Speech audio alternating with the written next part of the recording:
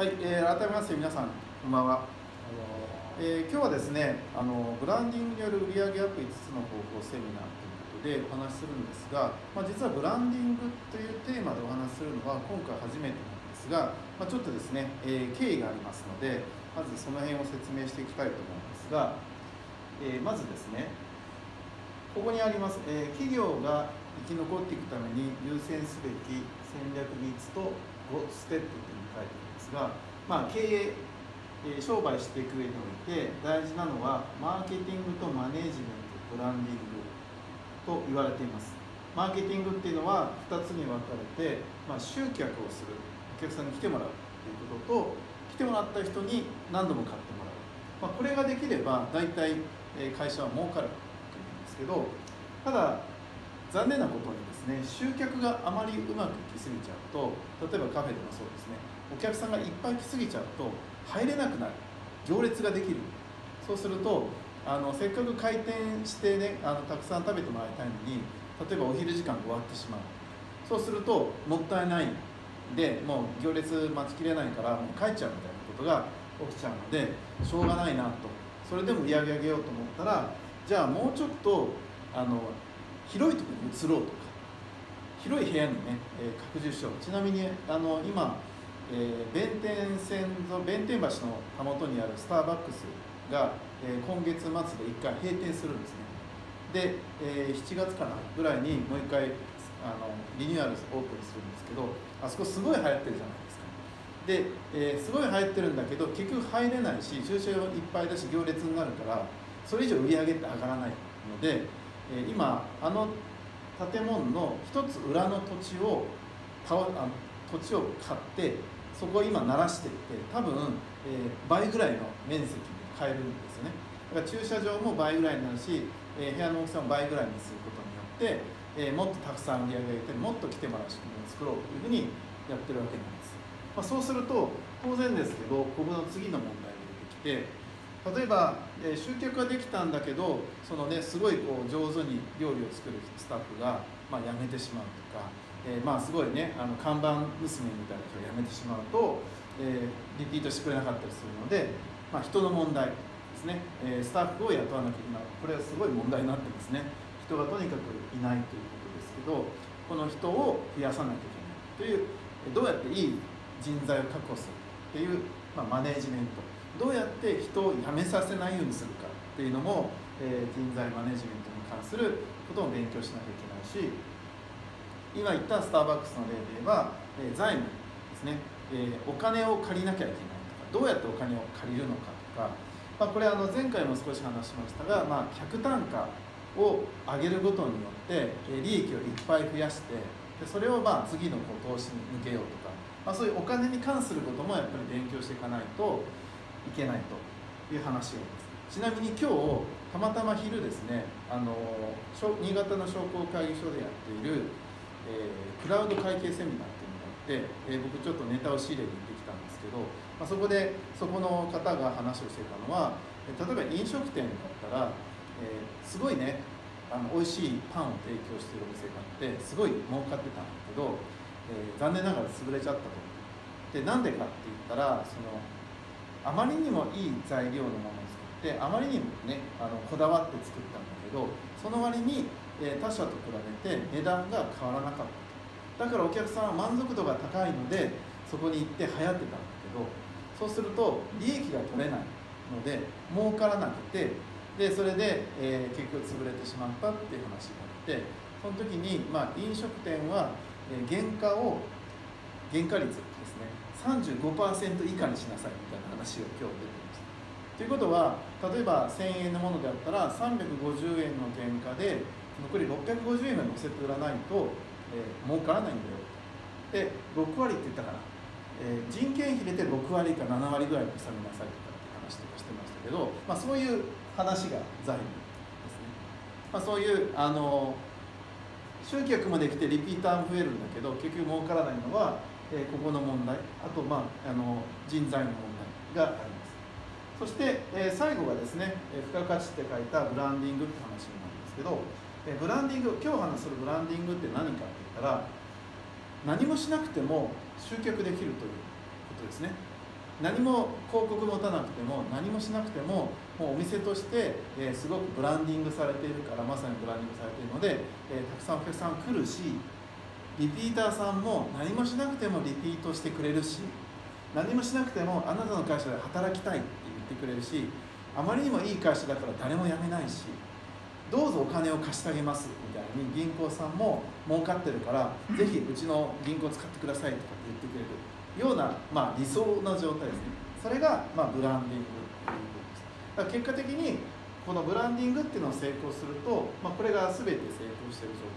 態なので、そうなるためにどうすればいいかって話が今日の話なので、今まで集客セミナー、リピートセミナー、人材セミナー、財務じゃないけど客単価のセミナーってやってきたんですが、今日はその最後という、ブランディング編ということになります。これ僕の YouTube のものなんですけど、これ僕の YouTube のこうやってでかいですね。YouTube にこういう風になっていて、背景にこう CD がバーっていっぱい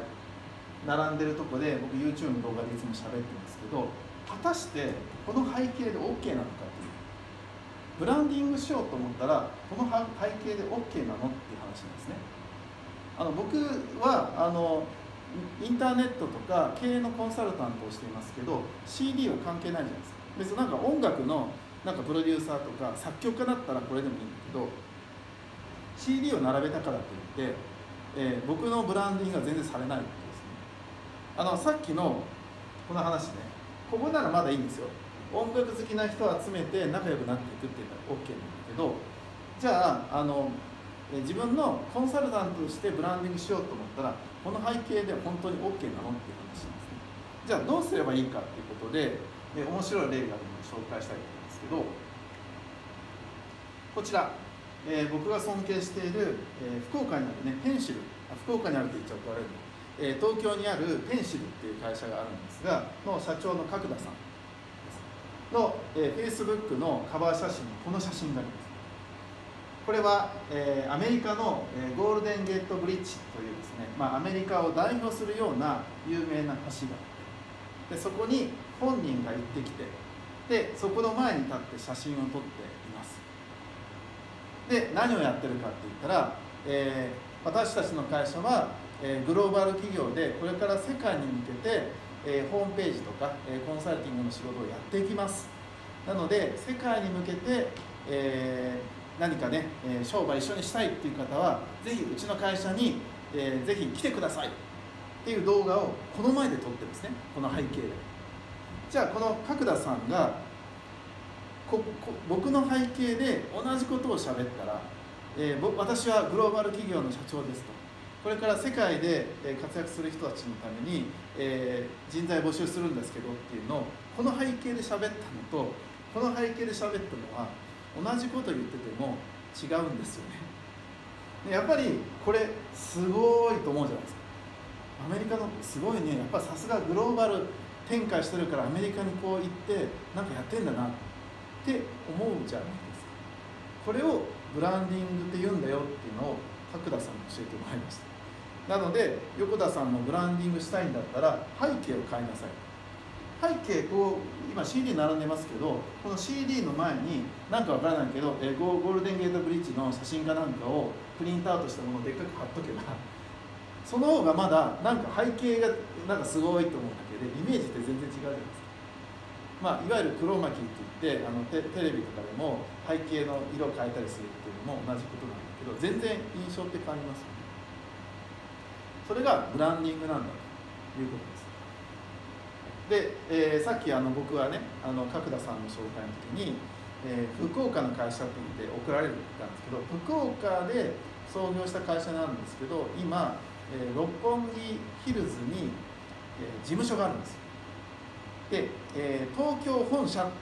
言ってるんだけど、東京本社には社員は少なくてほとんど福岡にいるんだけど、東京本社って言ってるわけですね。本社機能は東京にはないんだけど、でも東京本社って言ったら、しかも六本木ヒルズに入っていったらすげえって思うんだけど、実際にはほとんど福岡の、ね、にいるわけです。でしかも六本木ヒルズに、事務所があるっていうんですけど、事務所は六本木ヒルズの中でもすごい狭い部屋を一部屋借りてるだけなんだけど、そんなこと言わないんで、六本木ヒルズにあるって言ったらすげえ楽天と一緒じゃんとかって思うから、それがブランディングなんですね。で、別に嘘を言ってるわけじゃなくて、六本木ヒルズにあるんですよ。本社なんです。本社って言えば本社なんですっていう、ことだけで全然実は変わるんだよっていうことです。ということで、これウィキペディアに書いてます。ブランディングとは何か。ブランドに対する共感や信頼など顧客にとっての価値を高めていく企業と組織のマーケティング戦略の一つですと。ブランドとして認知されてないものをブランドに育て上げたり、ブランド構成要素を強化し活性維持管理していくことを、またはその手法って書いてるんですけど、ちょっといまいちよくわかります。これ言い換えたのが、僕の言い方はこれです。信用も信頼もない中小零細企業がいかに信用や信頼がある物事やイメージを上手に活用し見せて、付加価値を高め実績を重ね本物の存在になること、またはその手法。つまりブランディングっていうものは、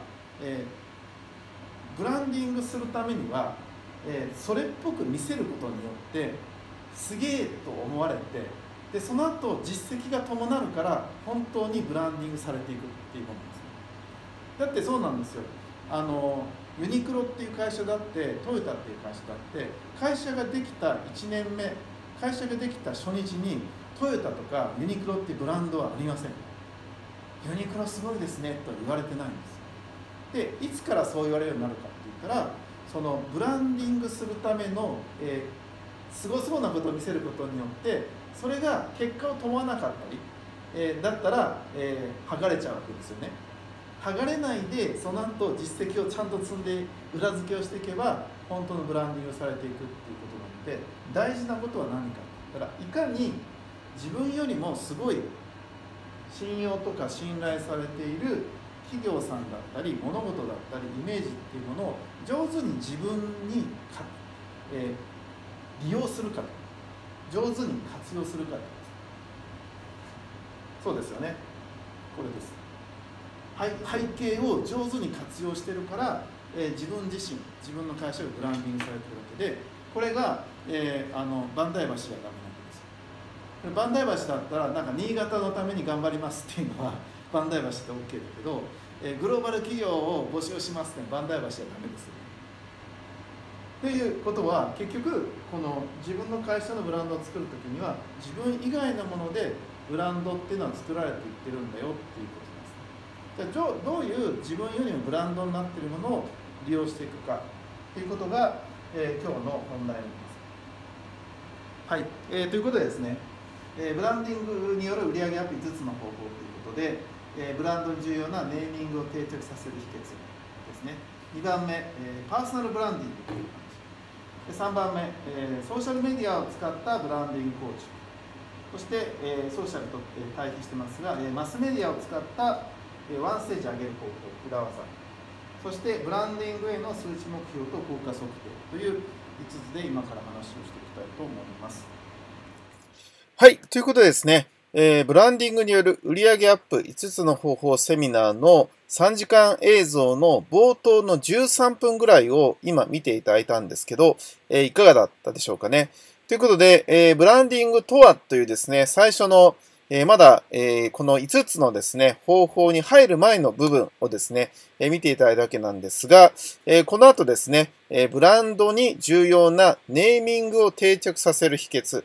ブランドってネーミングがないとブランドって作れないので、まずその話。そして2番目に個人を売り込むパーソナルブランディング対策という話ですね。個人もブランディングする時代。そしてソーシャルメディアを駆使したブランド構築法。SNS 時代です。今でもやっぱりマスメディアを活用したワンステージ上げる裏技。これは有効だし、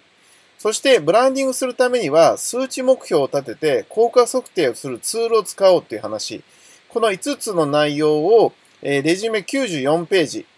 そして2時間44分の映像に1時間のスカイプコンサルをつけて5000円で今回販売いたしますので、ぜひですね、ブランディングに興味あるという方は、ここで勉強してですね、ぜひ、ブランドを作っていただきたいなというふうに思います。